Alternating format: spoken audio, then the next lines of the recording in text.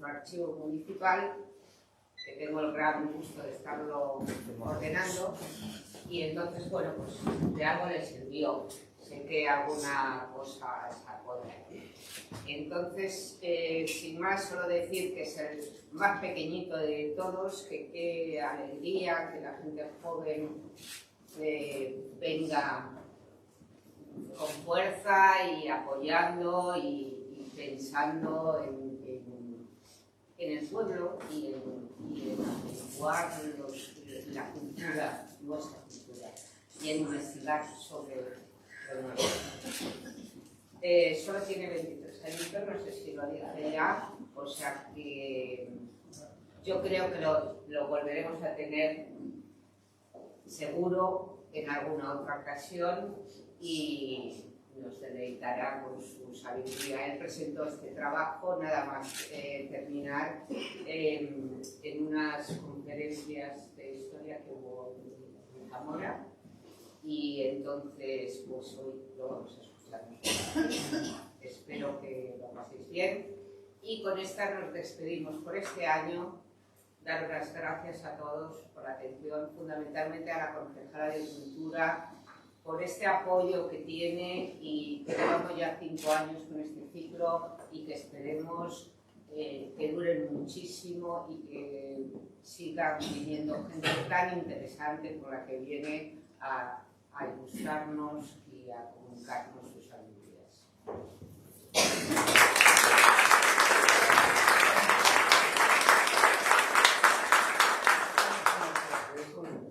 Vale, bueno, pues ya me han presentado, os repito, soy Ike, como María, y bueno, vengo a presentar lo que fue mi trabajo de fin de grado de la carrera de Historia, que la cambié hace, bueno, el año pasado mismo, y que el año pasado iba a haber hecho esta presentación, pero como ha explicado no pude, porque la presenté en un congreso de Historia, y pues me pidieron que fuera exclusivo, entonces me dijeron que ni de coña lo podía hacer, entonces pues eso el año pasado no lo hice y este año pues espero que sea de agrado de todos y a ver qué tal y qué os parece. Bueno, mi TFG, mi trabajo de fin de grado, se titula ¿Por qué no hubo guerra civil en Fermoselle? Análisis de la represión en la villa de Fermoselle de 36 a 39, que son los años de la guerra. Bueno, las razones este es el índice que voy a seguir más o menos en la presentación para que lo tengáis en cuenta. Pero... a modo de introducción, pues primero deciros las razones por las que he querido o quise hacer esta investigación. En primer lugar, pues quise hacer esta investigación en base a una serie de afirmaciones que a mí se me habían dicho que en el pueblo pues no había, este conflicto no había existido y había quedado al margen. Y yo, pues, porque soy muy cabezón, pues dije, vamos a ver si es verdad. Y me puse a investigarlo y el resultado pues, es lo que os voy a explicar a continuación. La guerra civil es un tema que se ha tratado mucho a nivel general, pero en el plano nacional. En el plano local más microhistórico, que es el enfoque que yo le he dado a este tema, no se ha explicado tanto. Entonces, y en concreto en Fermoselle, yo no he encontrado ningún caso. Sí es cierto que he encontrado bastantes menciones a distintos ciudadanos y habitantes de Fermoselle en distintos libros o actas. Pero nunca he leído un libro o un artículo que trate sobre este tema en el pueblo. Entonces, pues la dificultad que me suponía investigar esto pues era mayor y además para un TPC que el límite de palabras que tenía era muy corto, pues tampoco pude desarrollar mucho la investigación y aún así pude encontrar que Fermoselle no quedó al margen de la guerra, como vamos a analizar más tarde. Como he dicho, hay una escasez de fuentes y además, debido a que, bueno, cuando lo desarrollé no podía irme a investigar a Zamora, donde seguramente hubiera encontrado más cosas, pues los documentos, más allá del archivo aquí de Fermoselle que pude revisar las actas, pues más allá de eso solo pude investigar en los archivos de Salamanca. Vale. Como he dicho, uno de los problemas que tiene el estudio y la investigación de lo que me he encontrado con la investigación en este pueblo, el Museo de la Guerra, es que hay pocas fuentes y las fuentes orales, de las cuales hablaremos más adelante, son complicadas de trabajar y no todo el mundo está dispuesto a hablar sobre ello. Pero por suerte pude entrevistar a una serie de personas que luego veremos que me ayudaron en la investigación. Bueno, a modo de contextualización de lo que fue la guerra, como imagino sabréis todos, la guerra empezó con un golpe de Estado fallido que se inició en Melilla el 17 de julio del 36, y finalizó el 1 de abril del 39 con la declaración de Franco de primera. Antes de esto, el golpe de Estado tiene unos antecedentes a nivel nacional, pero también que tienen influencia a nivel local, que son las elecciones de febrero del 36. Estas elecciones, ganadas por el Frente Popular, a pesar de las diversidades de opiniones que hay todavía a día de hoy respecto a este tema, supuso que en distintos ayuntamientos, como es el de Fermoselle, se pusiera una gestora de la cual hablaremos más adelante. Tras estas elecciones, en la primavera del 36, hay un auge de la violencia, la cual fue tan exagerada que sorprendía a los propios habitantes de Zamora. Esto hablando ya de la provincia. Porque claro, Zamora era una ciudad, una provincia en la que pues, nunca pasaba nada. Siempre hemos quedado al margen del plano nacional. E incluso en Zamora, en esta primavera del 36, ocurrieron bastantes acontecimientos de violencia, incluso llegando al asesinato. Antes de que ocurriera el golpe de Estado, que llegara el golpe de Estado a Zamora el 28 de julio, el 16 de julio del 36, el gobernador civil de Zamora decretó la prohibición de la reunión de dos o más personas en la calle debido a este auge de la violencia y del miedo a lo que podía ocurrir. A pesar de ello, dos días más tarde, ya os he dicho, el 18, se produjo este golpe de Estado. Este golpe de Estado, que triunfó en la capital y en la provincia y en general en toda Castilla y León, no tuvo muchas resistencias. Es verdad que el golpe sí que tuvo ciertas resistencias en Castilla y León, y en Zamora en algunos pequeños lugares, como puede ser el Perdigón, pero estas resistencias no pudieron hacer nada y el golpe triunfó en la capital. A pesar de ello, como he podido investigar y leer, el golpe triunfa, pero los habitantes de Zamora no tienen ese miedo de huir a Portugal, de exiliarse, porque realmente no pensaban que fuera la violencia más. De hecho, algunos burgueses de izquierda de la provincia de Zamora pues no se exilian y teniendo a Portugal aquí al lado. Entonces, esto es una de las razones por las que el golpe, podemos decir que no triunfó, nada más llegó a la península. Y como veremos en Fermoselle, más adelante, tampoco fue instantáneo. Lo veremos adelante.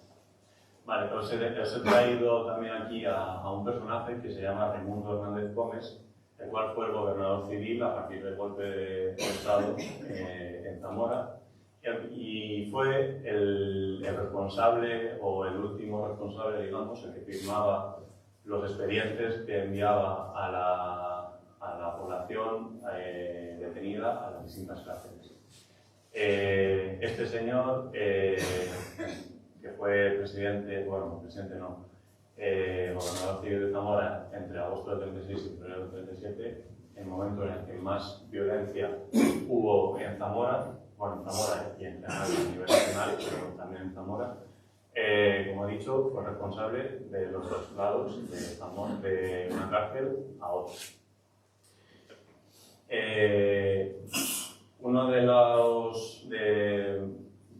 bueno, tengo que comentar también, claro, que este es Raimundo Fernández Gómez, el gobernador civil, firmó una serie de documentos que al investigarlo en distintos libros se podía observar que en el caso de que el informe en el expediente de traslado de un lugar a otro, que es lo que se denomina las actas, el llevar a un preso de una cárcel a otra, en el caso de que en ese expediente pusiera la frase el preso, el nombre que fuera, es llevado a la cárcel de Bermillos de Sayago, en el 45% de las ocasiones el preso nunca llegaba, sino que el preso era asesinado y era entregado a otras personas para que acabaran con esas personas. En un 45% de las ocasiones. Bueno, y si bien es cierto que tampoco el tema de las cifras es algo que he tratado mucho en este tema, sí que voy a mencionar que en Zamora, a pesar de que el golpe de Estado triunfara y que no existiera el conflicto bélico directamente, en Zamora hubo un total de, bueno, todavía están cifras estimándose, hay un total de 1.331 víctimas registradas a día de hoy. No son todas las víctimas, hablo de a nivel de asesinatos. Luego veremos que la represión va más allá del asesinato. Eso, son 1.331 víctimas que pueden ser más, en un futuro pueden llegar a ser más. Vale, a nivel del pueblo, lo que pude contextualizar fue a través de las actas que pude encontrar en el archivo de Fermoselle, que las que investigué fueron las de a partir de 1936 hasta 1967. No pude investigar mucho más debido a la extensión que tenía mi TCG, como se explicaba antes. Estas actas son de los plenos desde febrero del 36 hasta que se iniciara el golpe. Y en la primera de las actas que pude leer y que tenían relación con mi investigación, fueron las que el primer pleno que ocurrió tras las elecciones del 36, en las cuales la ganó el Frente Popular. En este acta se refleja la deposición del antiguo mandatario del ayuntamiento en favor del siguiente. Y voy a nombrar los alcaldes, tenientes alcaldes que fueron elegidos, a modo de curiosidad. En el pleno del 17 de marzo se produce el cambio de los antiguos concejales a los nuevos. Los nuevos, salió elegido alcalde Ernesto Garrido Barrueco, teniente alcalde salió elegido Francisco Petisco Murguía, el segundo teniente alcalde salió elegido Bernardo González Ramos y el regidor síndico Emilio Miranda Cisneros. También se eligieron distintas comisiones en las cuales salieron elegidas personajes públicos que vamos a comentar más tarde a través de sus expedientes, como fueron Engracia del Río y Francisco Petisco, que bueno, Engracia del año pasado realizó una conferencia Eduardo sobre esta maestra, que luego hablaremos de ella. Bueno, en las sucesivas sesiones, lo que se trata básicamente es de distintos cambios de nombres de calles, por ejemplo. También se habla de distintos conflictos que podía haber en la villa, principalmente respecto al tema agrario. Y bueno, la sesión que tiene más relevancia, yo creo, es la sesión que podemos encontrar el 22 de julio, 4 días después del golpe, en la cual esta fue la última sesión de la gestora que estaba gobernando el ayuntamiento en este momento. En esta sesión se refleja la reposición de este ayuntamiento, del que hemos comentado anteriormente, y la entrada del antiguo ayuntamiento que había antes de esta deposición, es decir, del ayuntamiento que estaba durante la época radical pedista del 33 al 35-36. En este acta se refleja una serie de cosas muy interesantes. Mencionar también que en este pleno ya no estaban todos los miembros de la gestora, algunos habían huido y otros pues, se habían quedado, pero todavía no estaban todos. En este pleno solo había un total de 9 personas.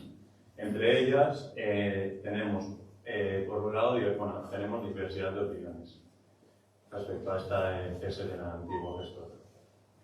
Algunos eran partidarios, no eran partidarios de lo que estaba ocurriendo, como por ejemplo Manuel Rebojo, Ángel Bartolomé y Manuel González, que no estaban conformes con la disposición, pero que para evitar mayores males para la villa lo acataban y permitían el paso.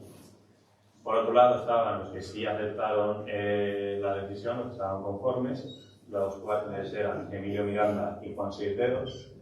Y por último estaban Bernardo González, Santiago Díez y Francisco Garote, los cuales querían hacer constatar en este pleno que lo que había ocurrido no era un cese, no era una dimisión, sino era un cese de los cargos. Esto aparece en el documento que aparece ahí en pantalla, que sé que no se ve bien, pero si estáis interesados podéis buscarlo en Google porque está en línea, entonces lo podéis encontrar y lo podéis ver perfectamente. Y bueno, tras esto se produce este cese y se pone de nuevo el antiguo gobierno.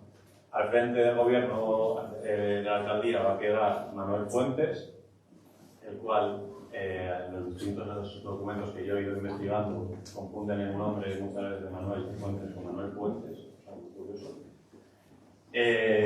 Como teniente alcalde va a quedar Adolfo Díez y como segundo teniente alcalde José Manos. Vale. El siguiente punto que quiero tratar es la represión. La represión que se vivió en estos años en Fermoselle, en Zamora y bueno, a nivel general en España. Pero bueno, como estamos hablando de Fermoselle, pues vamos a hablar de esta. Esta represión, bueno, lo que entendemos muchas veces por represión es el asesinato directo de los ciudadanos a manos de otras personas. Pero esta represión no es únicamente, no podemos entender por represión únicamente el asesinato, sino en muchos lugares no hubiera existido esta represión. La represión va más allá. Entendemos represión de 3 tipos. Primero la física, que es la que hemos comentado, pero más allá del asesinato también existe las palizas. La represión económica laboral, como vamos a ver más adelante, que muchos ciudadanos del pueblo fueron depuestos de sus trabajos y suspendidos de empleo, de su sueldo, y también la psicológica. Y a mayores también existen más tipos de represión, como la represión familiar. Muchas veces cuando se asesina o se acaba o se le separa del empleo y sueldo a los padres de familia, que eran los que trabajaban mayormente antiguamente, esto de la represión es familiar porque dejas viuda a la familia y bueno, que existen, el caso es que quiero que quede claro que la represión no es solo a nivel físico. Esta represión que se produce en Zamora es una represión de clase e ideológica. Es de clase porque es de una clase a otra, de los poderosos a los no tan poderosos. E ideológica porque se ataca al grupo de la izquierda. Al final el golpe de Estado en Zamora triunfa el mando sublevado, por tanto los que lo van a sufrir van a ser los miembros de la izquierda de ese momento. Por orden de relevancia, las principales víctimas de esta represión van a ser a nivel político los miembros del partido político Izquierda Republicana, en segundo lugar los miembros del Partido Socialista y por último lugar los miembros del Partido Comunista de España. Al final, pues en Zamora el principal partido de izquierda era la Izquierda Republicana y el Partido Comunista pues, no tenía tanta relevancia, pero aún así los miembros sufren de esta represión. También esta represión va a estar enfocada en mayor medida en Zamora a los maestros, a nivel del magisterio. los maestros van a sufrir de la represión a través de lo que se va a conocer como la Comisión D. La Comisión D es una comisión creada por el régimen que viene de la Comisión Depuradora. La Comisión Depuradora es el órgano principal del régimen y va a crear 4 distintos niveles de comisiones depuradoras. Y la D es la que refleja la depuración del magisterio. Y esta en Zamora y en Fermoselle va a actuar va a tener bastante relevancia. Esta comisión se creó el 11 de noviembre del 36 y va a estar compuesta por diferentes personajes de la provincia. En primer lugar va a estar el director de la segunda enseñanza de Zamora, el inspector de la primera enseñanza, el presidente de la asociación de padres y dos personas de máxima solvencia moral, que podría ser pues, desde el cura del pueblo a un personaje de relevancia de un pueblo, como veremos más adelante. Entre el 36 y el 39 hay distintas cifras, que tampoco quiero darles mucha relevancia, pero las quiero mencionar, que cifran la represión o la depuración de los maestros entre un 19% y un 32% de los maestros. Es decir, prácticamente un tercio de los maestros fueron depurados y separados de sus puestos de trabajo en Zamora. En Zamora, donde había triunfado el puente y donde la población supuestamente es conservadora.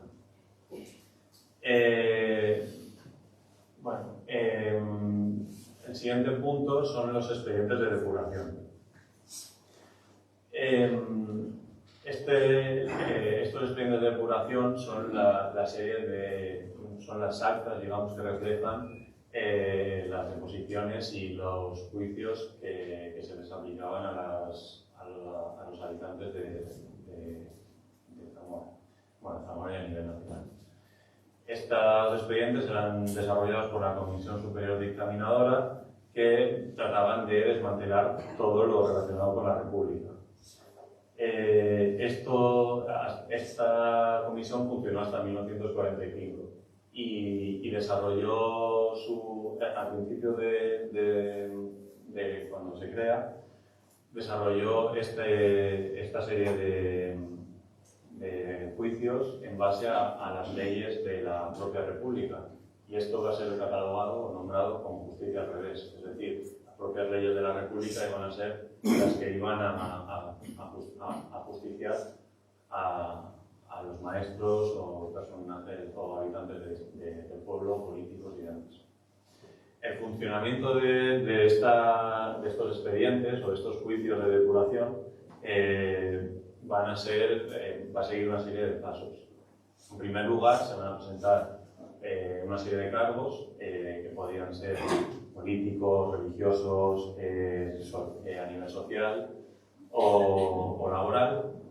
Y esta serie de cargos van a presentarse y el que es juzgado va a poder presentar una serie de defensas. Esto es conocido como el pliego de cargos. En este pliego de cargos, el enjuiciado va a tener la oportunidad de defenderse a través de la defensa de distintos personajes adeptos al régimen. Es decir, por ellos tendría que hablar, pues, por ejemplo, como vamos a ver más adelante, el cura del pueblo o el jefe de la falange del pueblo. A través de sus testimonios pues, van a intentar defenderse y librarse, digamos, entre comillas, de ser depurados. Tras ello, la comisión va a decidir si lo aceptan o si no lo aceptan.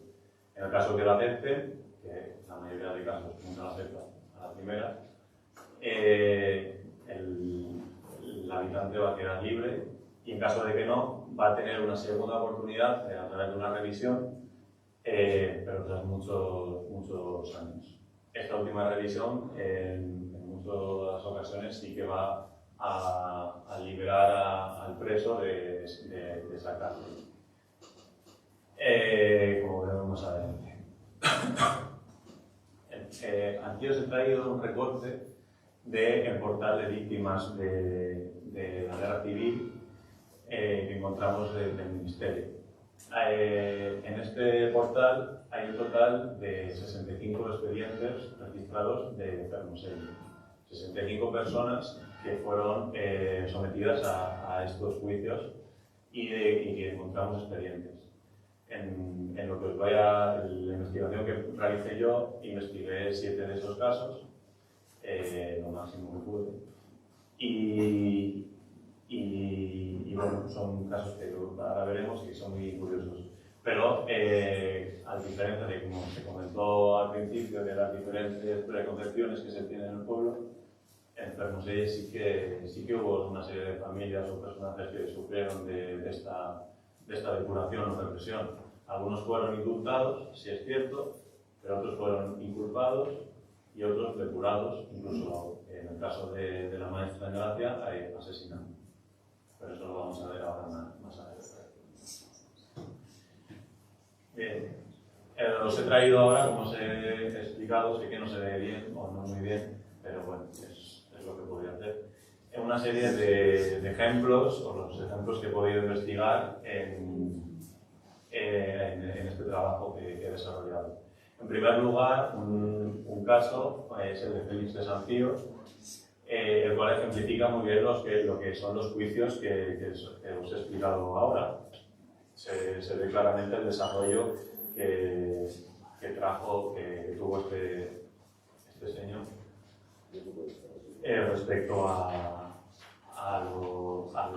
los juicios que se desarrollaron. Bueno, Félix de San Pío fue el cartero de Fermoselle, el cartero urbano de Fermoselle. Su juicio se desarrolló entre marzo del 37 y marzo del 41. Cuando empezó su juicio, tenía 42 años. En los cargos que se le imputan, se dice que era un personaje de tendencia izquierdista, afiliado al sindicato de carteros urbanos del 31 al 34 y que saludaba en el pueblo con el puño levantado. Es decir, claramente de izquierdas. Por lo tanto, debía ser juzgado a favor de aquel momento. Cumplía con sus deberes de cartero, pero era de izquierdas y no se pronunció a favor del golpe. Por tanto, estas fueron las razones, estos fueron los cargos que hicieron dar comienzo a su juicio. Él se defiende diciendo que no estaba politizado, que no estaba en ningún partido político ni sindicato, a pesar de que sí que existía el registro del sindicato que os he mencionado. Y también otra de las razones por las cuales se le enjuicia es debido a sus relaciones. Se dice que estaba muy relacionado con personajes de relevancia de la izquierda dentro de Zamora. Y él se defiende diciendo que simplemente él se relaciona con todo el mundo porque es su trabajo y que cómo no se va a relacionar, igual que se relacionaba con unos, se relacionaba con otros. Él se defiende diciendo esto. Ya os digo que todo esto aparece en el expediente de Félix de San Pío. No me lo estoy inventando. Tras realizar este pliego de cargos, no se nos aceptó, como os he dicho antes, que es un cargo que se acepte, esta defensa, pero tras unos años se volvió a defender y se presentó a modo de defensa, le defendió el cartero mayor de Zamora, que se llamaba Alfredo Gómez, y el párroco del pueblo, don Basilio Sánchez Campano. Estos le defendieron y gracias a su defensa fue absuelto y se le devolvió a su puesto de trabajo 4 años después. Es decir, durante 4 años no tuvo la posibilidad de trabajar de cartero, pero tras 4 años se le devolvió su puesto de trabajo. En segundo lugar, el segundo expediente que os he traído aquí es el de Francisco Petisco Munguía. Francisco Petisco Munguía era el maestro era uno de los maestros de Fermoselle. Ejerció de maestro desde mayo del 29, de 1929, hasta julio del 36, momento en el que será el golpe de Estado. A Francisco se le condena a 8 años de prisión y de suspensión de empleo y sueldo. Esto fue debido a la serie de cargos, como por ejemplo ser presidente de la gestora que estaba en el ayuntamiento y además ser miembro del Partido Socialista. Por estas razones, como os he dicho, se le detuvo durante 8 años en prisión y se le suspendió del sueldo y del empleo. Francisco Petisco fue detenido en Villarino de los Aires y fue enviado a la cárcel de Salamanca y estuvo allí encarcelado hasta el 47, hasta agosto del 47. Se le acusa también, además, se ve allí en pequeñito, pero bueno, lo puedo decir yo, de tener documentos contra la derecha, de persecución de la derecha en su casa. Esto lo dice y lo defiende el alcalde del momento, Manuel Fuentes. Pero a pesar de ello, respetaba a la religión y además no era masón, por lo tanto, por ese lado no se salvaba. Pero, claro, fue del Partido Socialista, presidente de la gestora y tenía estos 6 documentos, por lo tanto, le encarcelaron durante 8 años. De nuevo, presentó la defensa, pero no fue aceptada. Y tras una revisión en febrero del 47, en agosto del 47, perdón, se le solicitó la revisión de su expediente y logró salir de la cárcel, gracias a los testimonios en su favor. Es una pena que no se puedan ver bien ahí los documentos porque son muy interesantes. Pero bueno. En tercer lugar, os he traído el caso de Francisco Sogo Viñuela, el cual fue también maestro de Fermoselle. Como podemos estar viendo, la mayoría o gran parte de los maestros de Fermoselle sufrieron de esta religión y fueron enjuiciados en Fermoselle, en Zamora. Bien.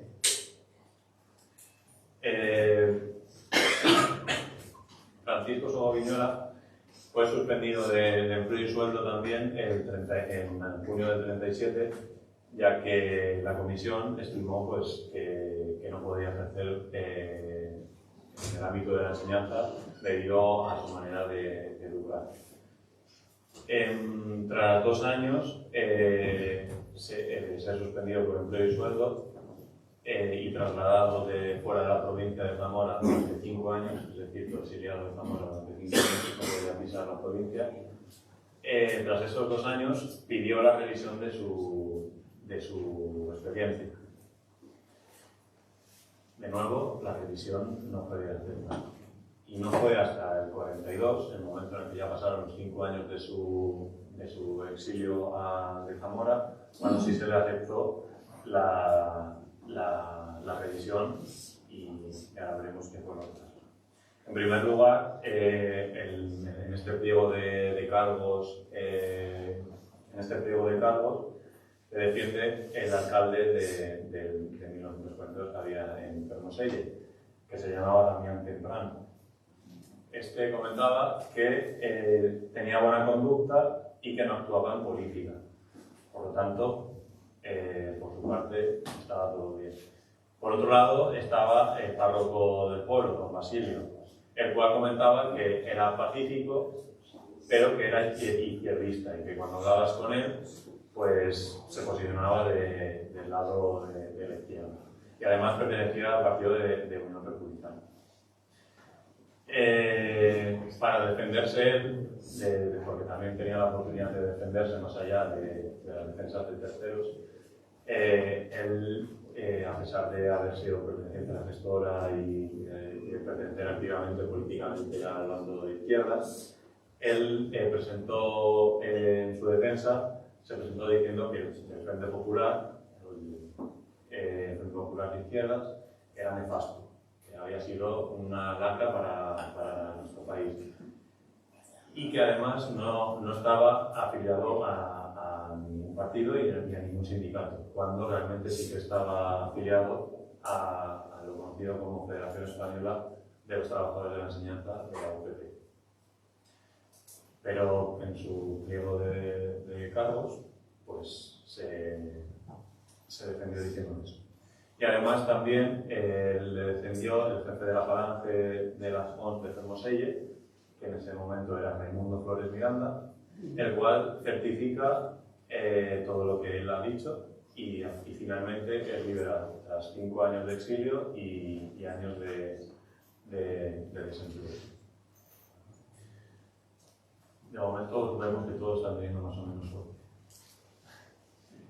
Luego, a nivel más resumido, porque estos casos se resolvieron rápidamente sin la necesidad de exilio, suspensión de empleo y demás, tenemos los casos de estas 3 personas. En primer lugar, Gregorio Almeida Mielgo, el cual se le acusó de pertenecer a la Casa del Pueblo y tuvo que pagar un total de 2.500 pesetas.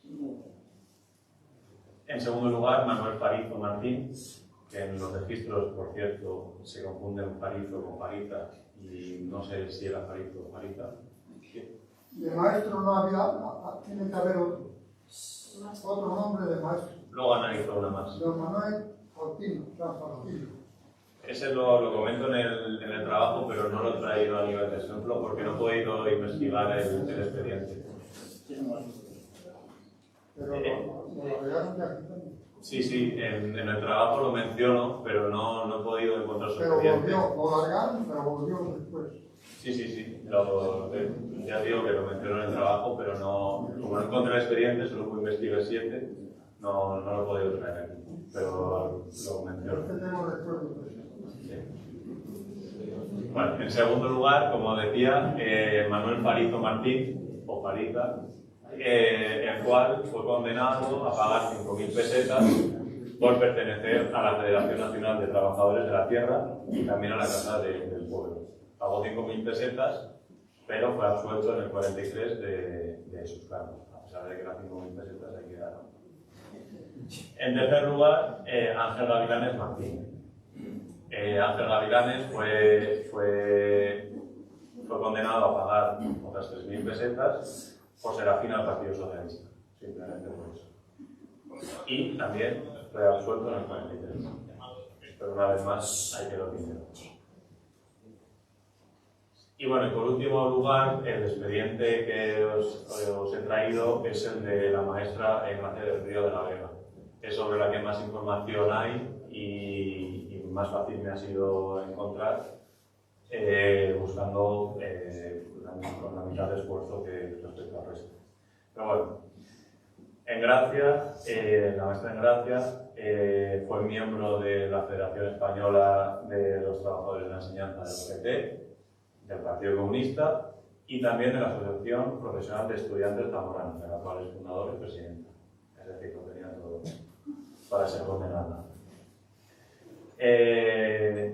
En Gracia es detenida, nada más comienza el golpe de Estado en España y fue encarcelada. En la cárcel sufrió innumerables abusos y violaciones en el breve tiempo que estuvo ella en la cárcel.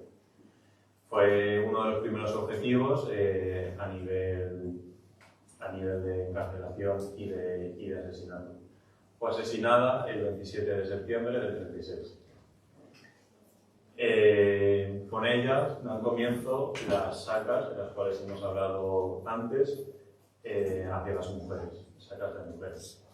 Con ella y su compañera Graciliana Calvo son las que dan comienzo a estas sacas, el 27 de septiembre del 36, como he comentado. Sus juicios se realizaron posteriormente. Ella muere en septiembre del 36 y se le juzga más tarde. En el 39 es cuando finaliza su juicio, es decir, se le está juzgando y se le está imponiendo una serie de cargos y se le culpa de distintas razones, estando ella muerta, asesinada. Los cargos que se le imponen son distintos. Se decía de ella que era una profesional deplorable y que enseñaba a sus alumnos con una conducta muy mala. Además, era comunista, del Partido Comunista, y traía a su casa a distintas personas de relevancia del Partido Comunista. Y además, la fundadora del sindicato que os he mencionado anteriormente. En junio del 37, a Engracia se le destituye. Ella estaba muerta, se murió prácticamente un año antes, 10 meses antes. Pero sus juicios, que hemos analizado más tarde, pues se le condena a la separación de empleo y sueldo, 10 meses más tarde. Entre los denunciantes de Engracia encontramos en primer lugar al párroco don Basilio.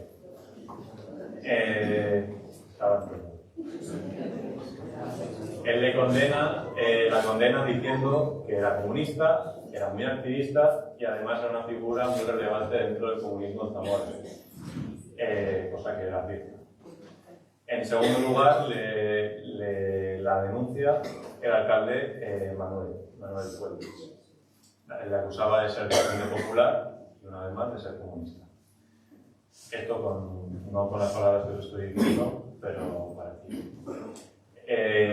También le denuncia el comandante de la Guardia Civil, Antonio Pertejo Seseña. Le denuncia de ser la jefa del Partido Comunista de Zamora, lo cual no era cierto. Y en último lugar, también la denuncia un padre respetable de Fermoselle, llamado Ángel Sierto Iglesias, el cual decía que enseñaba con poca moralidad y además era socialista revolucionario. O sea que tenía todo para acabar mal. Pero ella ya había acabado mal antes. Así que tras esta serie de cargos, se preguntó al pueblo que dónde estaba Engracia y el pueblo decía, el pueblo no, el ayuntamiento, que dónde estaba Engracia, dónde estaba la maestra, y no sabía dónde estaba porque estaba ya asesinada. Entonces, el juicio finaliza en junio del 39, casi 3 años más tarde de ser asesinada ella, cuando la comisión dicta la sentencia definitiva de separación de su puesto de trabajo de maestra y la baja del escalafón representativo. Es decir, muere y ahora sí la asesinan y la siguen juzgando. Y bueno, estos son los 7 casos que os he traído.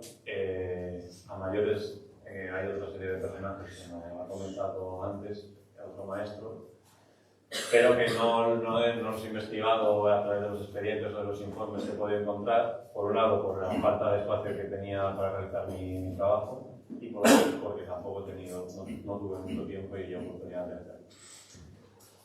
Bueno, tras haberos traído esta serie de ejemplos, para fundamentar más mi trabajo y conocer más sobre lo acontecido en Fermoselle en estos años, realicé una serie de entrevistas a distintas personas del pueblo. En concreto fueron 4, que eran coetáneas y no coetáneas del pueblo, pero que conocían sobre los acontecimientos que ocurrieron en esos años. Antes de comenzar de realizar estas entrevistas y comenzarlas ahora, es importante saber que no podemos poner al mismo nivel lo que es la investigación histórica con lo que es la memoria. Porque claro, la memoria no es historia, la memoria es algo que tenemos nosotros en la cabeza que puede ser acompañada de un olvido que este olvido ayude a formular nuestro relato.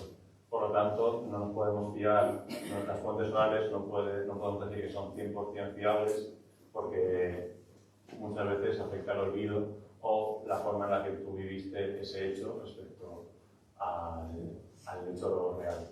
Lo cual no quiere decir que valga menos, pero que no son los hechos históricos reales. Por esto, los distintos casos o ejemplos o relatos que se me comentaron y tuve la oportunidad de hablar con ellos, los realicé con mucho conocimiento, pero los tenía que coger con puntillas.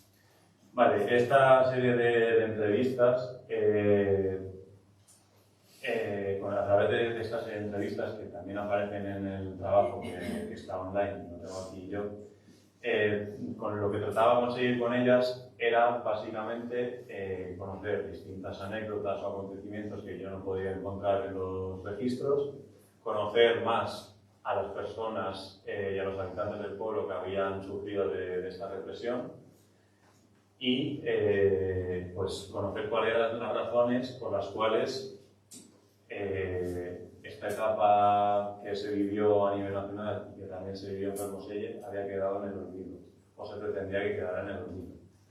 Y gracias a estas entrevistas me resultaron de mucha ayuda para entender las razones de esto.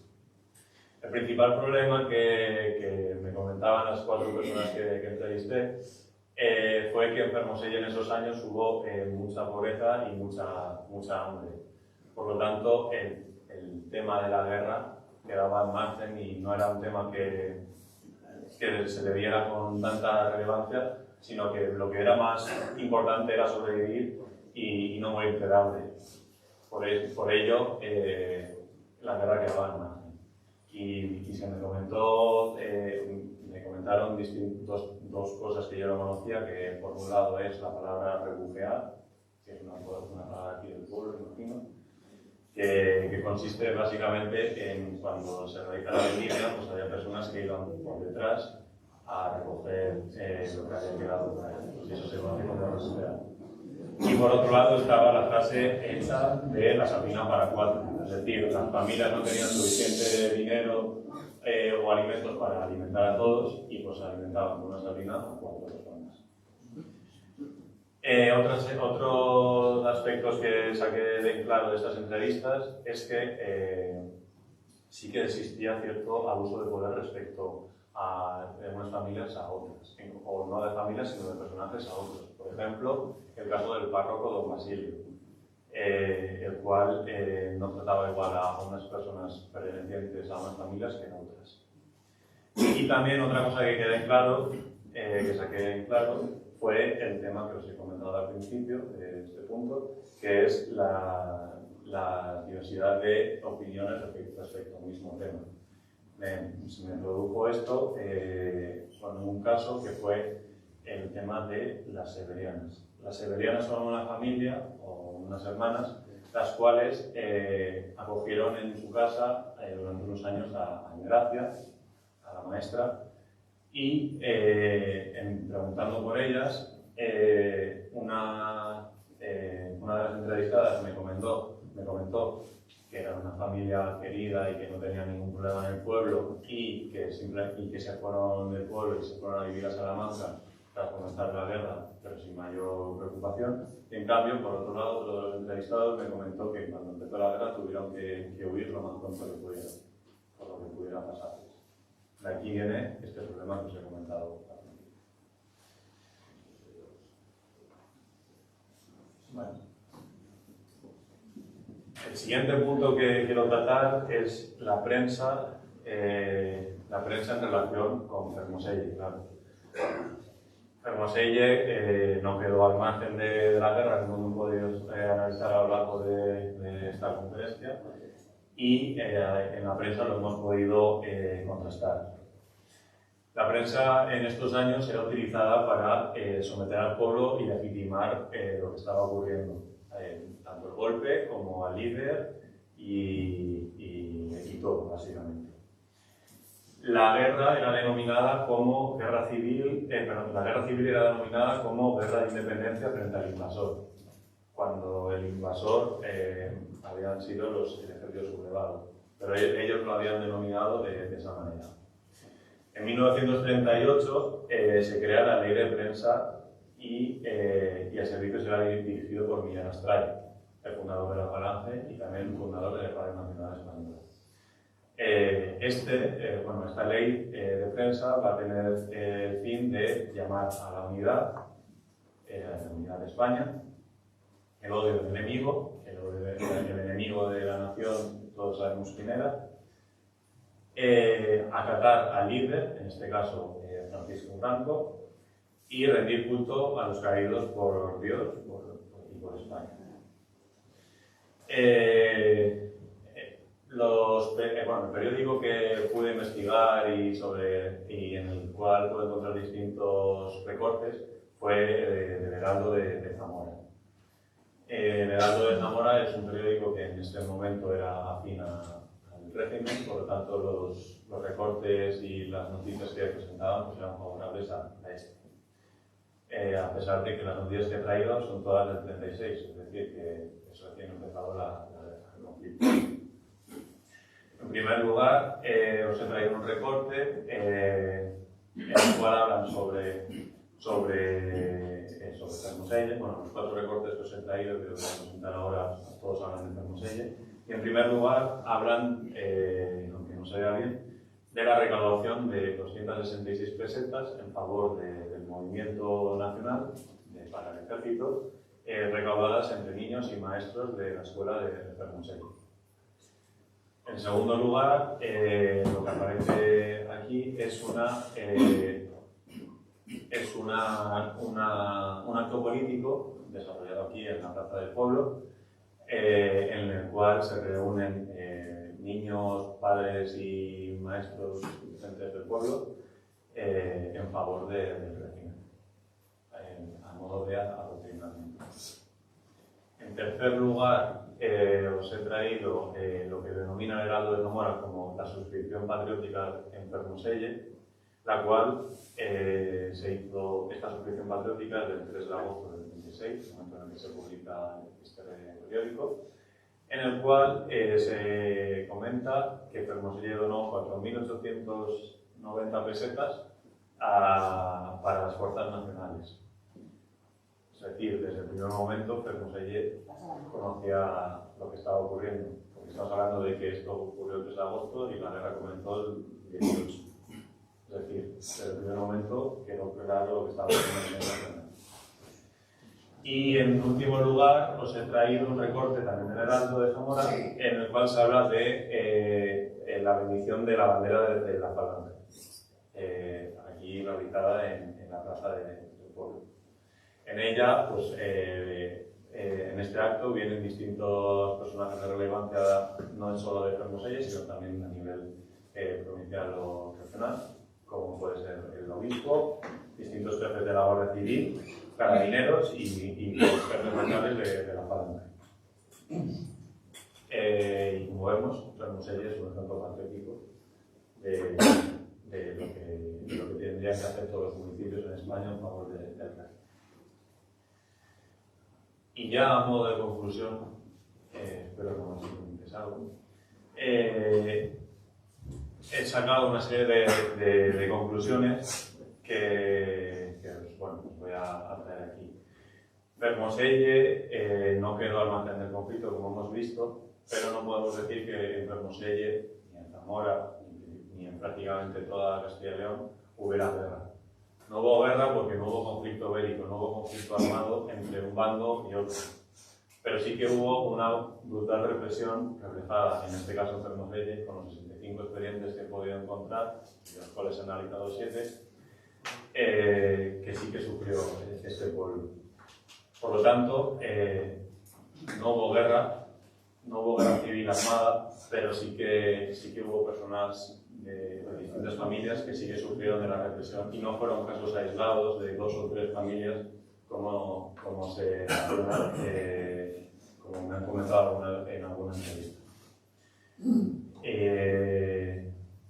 Además, una de las conclusiones también que sacó en claro es que enfermos este tema no se habla o no se pretendía olvidar debido a que esos años pues, fueron muy complicados a nivel de pobreza y hambre, como he comentado anteriormente, y porque las familias pues, se preocupaban más por su supervivencia que por lo que estaba ocurriendo a nivel nacional.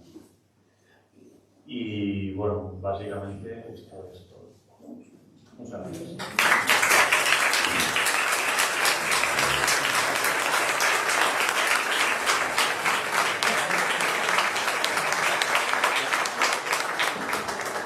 Perdona un momento, ¿te puedo hacer unas aclaraciones? Sí. Mira, yo a partir de hace como 2 años así hice una exposición de retratos de personajes de aquí del pueblo, históricos y tal, y estuve investigando en el Foro de Memoria Histórica de Zamora, el Salamanca y en la Fundación Pablo Iglesias, fundador del PSOE en Madrid. Y bueno, tienes un maestro que era fermosellano, que estaba dando clases en Trabanca y lo fusilaron yendo a Villarino. Y después hay otra maestra que también la condenaron, Carmen, aparte del maestro que dijeron por ahí, Carmen, como él.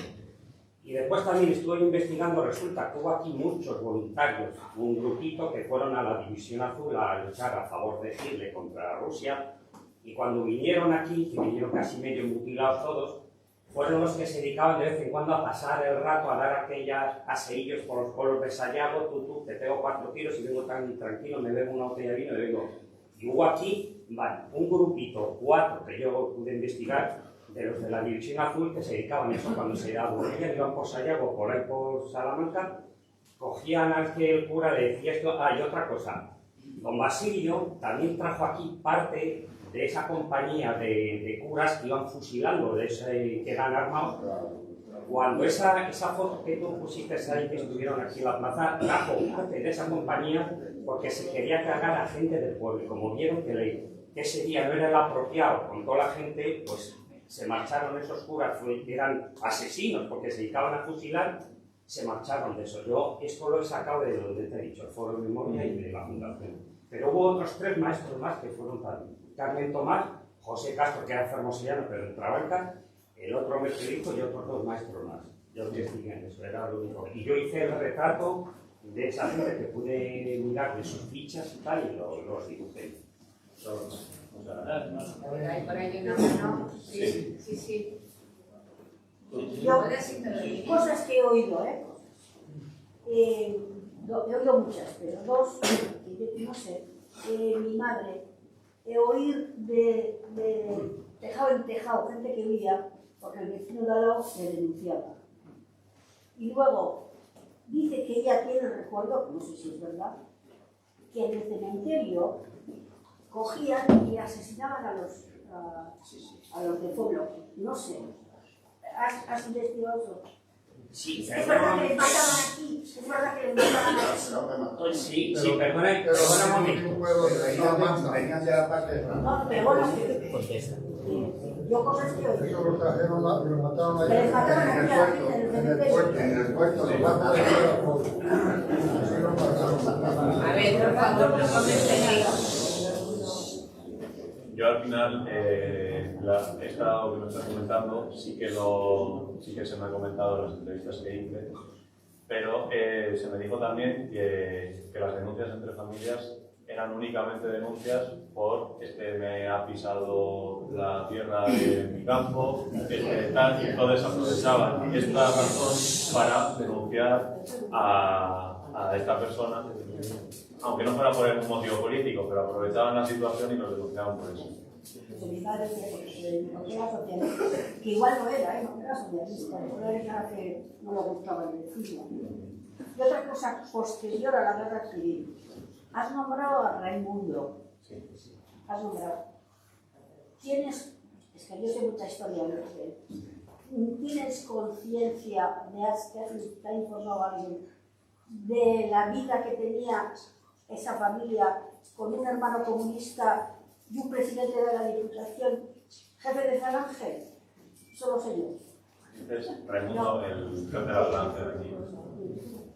Únicamente sé lo que... ha sido posterior a... porque solo ha vivido mi madre y mi madre nació en el 33. Yo lo que he investigado es sobre estos hechos de la guerra civil en esos años. Por tanto, no he investigado sobre esos personajes que son posteriores. Yo. A ver, por aquí, una palabra. Iba, Antes iba. no sé cómo se llama. Venga, bueno, Sí, quería decir que la parte de la solución típica era hablar del hábito y una.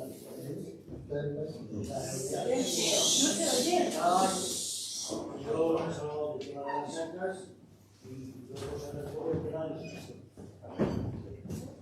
Luego,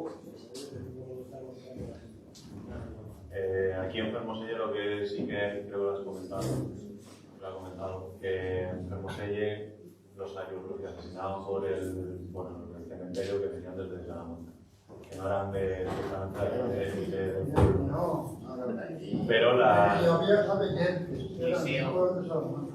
Te dice no hables. déjalo que sea más Pero bueno, eso, yo he hablado de las sacas porque es lo que he investigado y lo que tiene relación con el pueblo, con el hacia la maestra. Pero lo de los paseos ocurrió, no sé si en Fermoselle, pero ocurrió a nivel nacional y eso es algo que se sabe, tanto por un lado como por el otro, pero principalmente por el lado de los ciudadanos. Ha ido Jorge y está.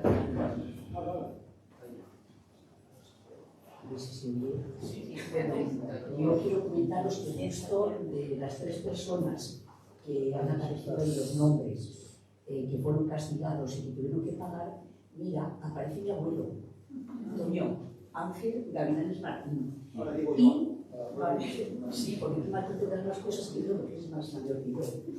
Bien, yo sí sé que mi padre siempre nos ha hablado como con miedo, pero siempre decía, jo, las palizas que le dieron a mi padre y el aceite adicino que le hacían beber y que siempre andaba con cabalera. A él, a mi abuelo y a Segis. El Segis, que supongo yo que será el abuelo de que nosotros sabemos.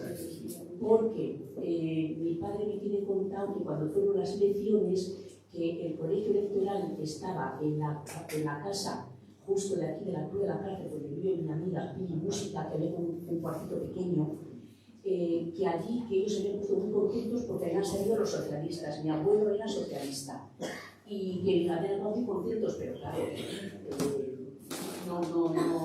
no afloró.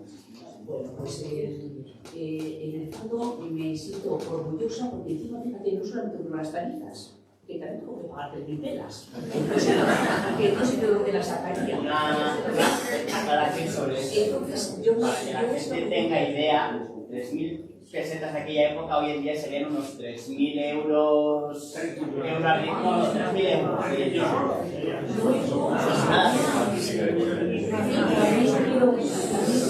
De lo que yo he oído, mi padre era zapatero y por la zapatería de mi padre pasaba mucha gente.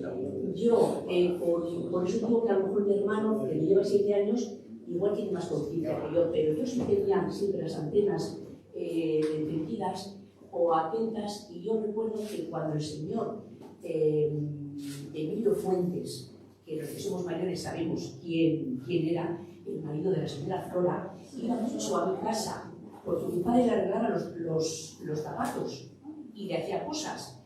Y siempre que salía, mi padre siempre hacía un comentario, bueno, no voy a decir lo que decía, pero sí decía, le pegaba la vuelta a mi padre.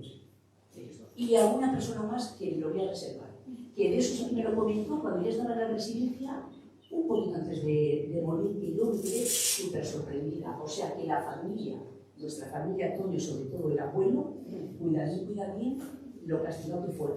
En aquel entonces era enterrado ya, porque mi abuelo era también enterrador.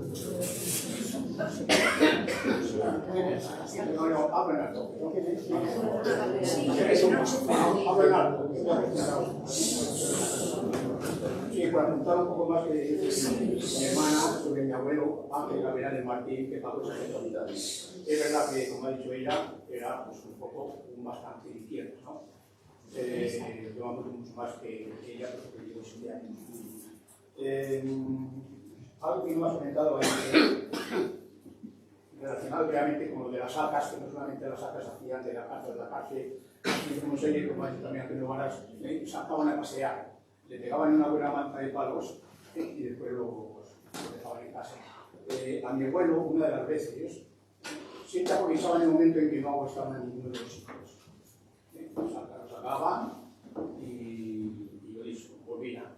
Una de las noches volvieron los que cambiaron de chaqueta. Los que cambiaron de chaqueta, me explico. Los que en la época del Frente Natural, en este caso, funcionaban aquí en la izquierda, cuando triunfó el régimen de la Dehesa, se cambiaron enseguida. Y fueron ellos los que iban a buscar a mi abuelo. Yo los he conocido aquí, a ellos. Y no quiero decir nombres, los he conocido. Y una de las veces, y así, terminaron de sacarle y llenarle de leche por todos lados, porque las comparaban con bastas, no se dieron cuenta de que estaban los hijos esa noche en la casa. Y entonces, Ángel, sal para acá. Y sí, salieron los hijos, entre ellos mi padre, y le dijeron así, con estas palabras: si tenéis cojones, venid a sacar a mi padre. Que seguramente los que vais a salir, vais a ser vosotros, pero para que se entierren en el cementerio. A partir de ahí yo creo que debieron coger miedo y no volvieron a estar. Pues, y sobre los muertos que ha dicho Varas, y ha dicho también mi hermano, mi padre era también enterrador, y Ángel y todos, de mi abuelo que era enterrador. Y esos cuatro aparecieron en las sobrecanas, los dejaron, avisaron y tal, y los subieron y los dejaron en la puerta del cementerio. Eso ya me lo ha contado también mi padre, ¿no? Y, bueno, pues, y los enterraron, sin más. Y yo creo que esto no voy a decir a nadie porque me vaya a llamar la atención en algún momento para que vaya a declarar no sé qué. En una de las exhumaciones que se hicieron en el cementerio, yo he tenido en mis manos las 4 calaveras con los orificios, de las suelas. Y ahora no sé exactamente dónde se entregaron. Están en el cementerio. Solamente puedo, igual que a lo mejor puede servir también de información. De nuestra familia, mi tío Ángel ya estaba en la guerra. O sea, estuvo en el frente, además en el frente del Ebro. Tenemos unas fotos, bueno, había unas fotos de legionario que llamaban. Entonces, aquel día que salieron fueron los hijos pequeños. Los más pequeños, mi padre, que podía tener 17 años, tendría papá más o menos 17, y mi tío Manolo, mi tío Moisés, serían los que salieron, pero que le dieron más de una paliza, A mi tío le quitaron una pistola y luego porque se la quitó, que es conocido aquí, paseaban con la pistola fueron a casa a buscársela. Era de traído de Argentina, un revólver grande, que se ve que lo tenía, pero se la quitaron, porque si no se lo llevan también.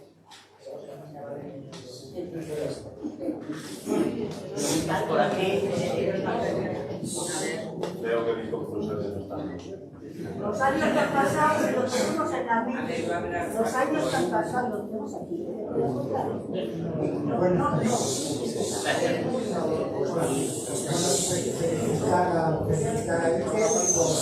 ver, por favor. Yo quería felicitar a Iker por el trabajo que ha hecho, documentado y científico. Y además quiero señalar que para estudiar la historia de hace 100 años, quienes están más legitimados son nuestros nietos, porque están libres de la memoria, de las emociones, etc. En segundo lugar, quiero decir que celebro que se pueda hablar en Fermoselle de estas cosas amablemente y dialogando. Y en tercer lugar, mi pregunta era una curiosidad sobre el gobernador Raimundo Hernández Gómez.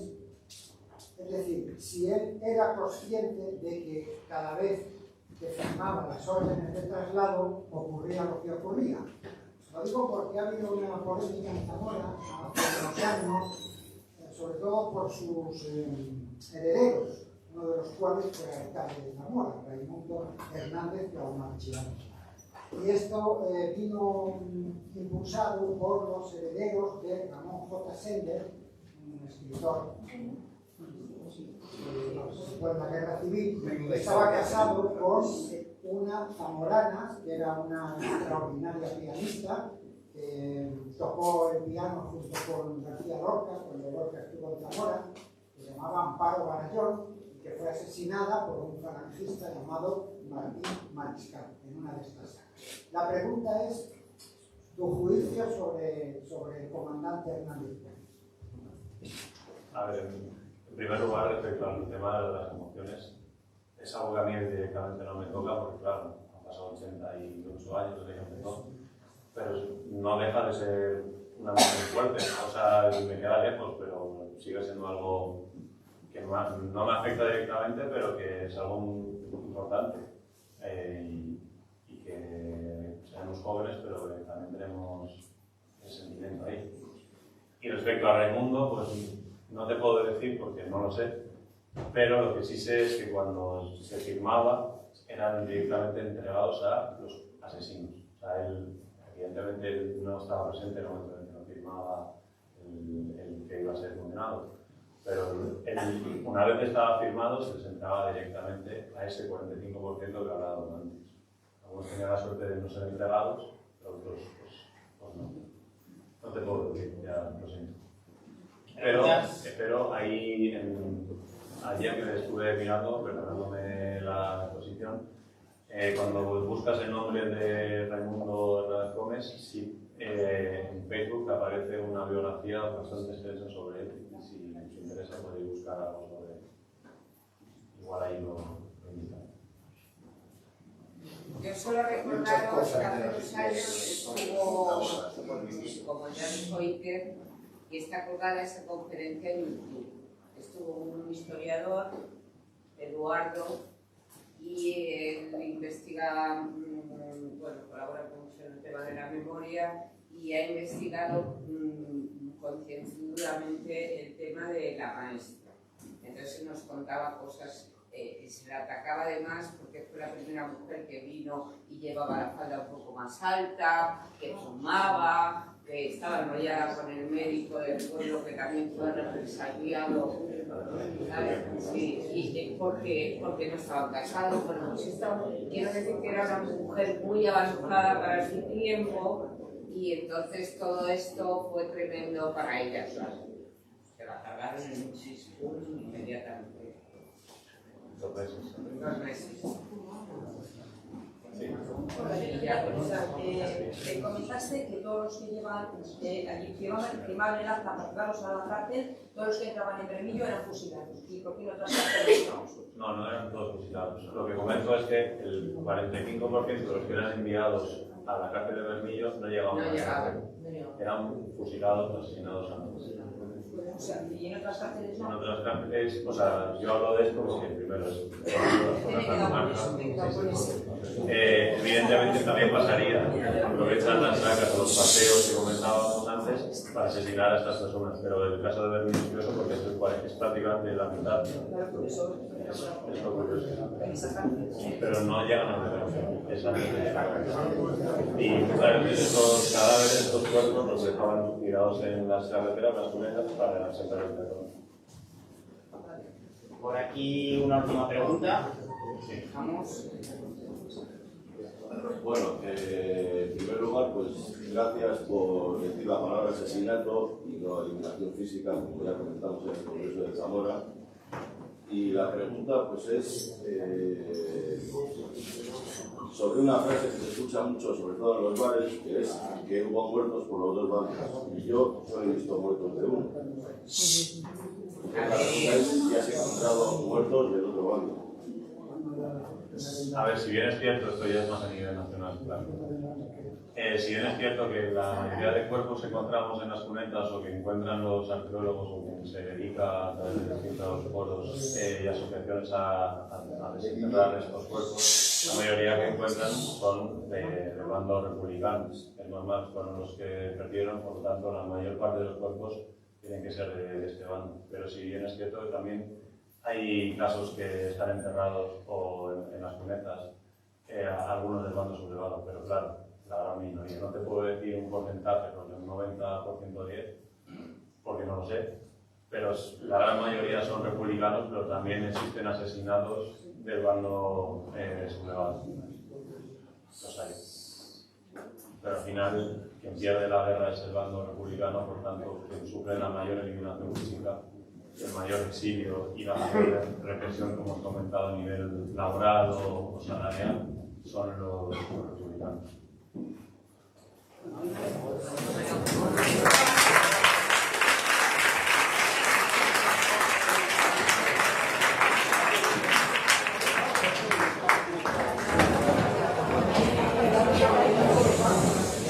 Tengo que hacer descargar a mis sobrinos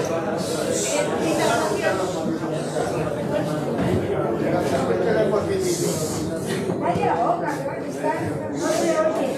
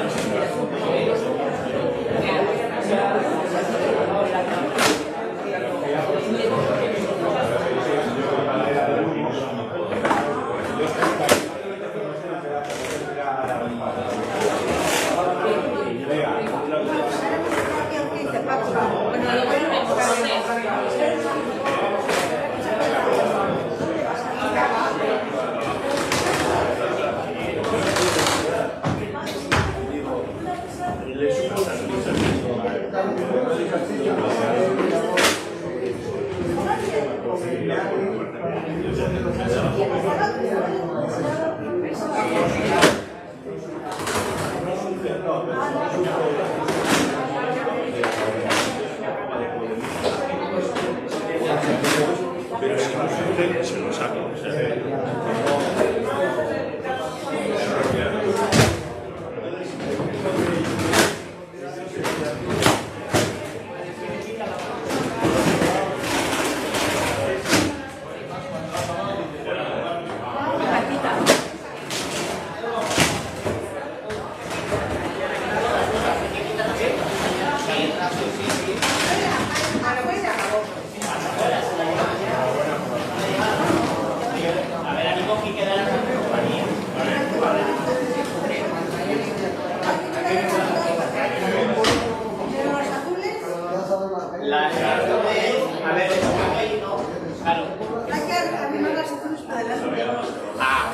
la silla que es favorita, la silla que no es nuestra y es la que me gusta de mí.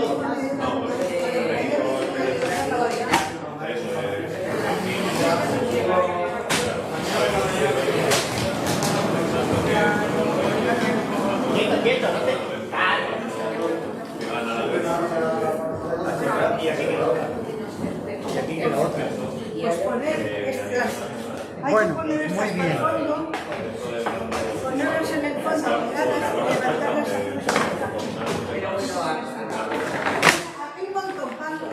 Espera que esta no entra aquí, no sé si no son de estas. Hay una que no entra en ningún lado. Esa es la que no entra.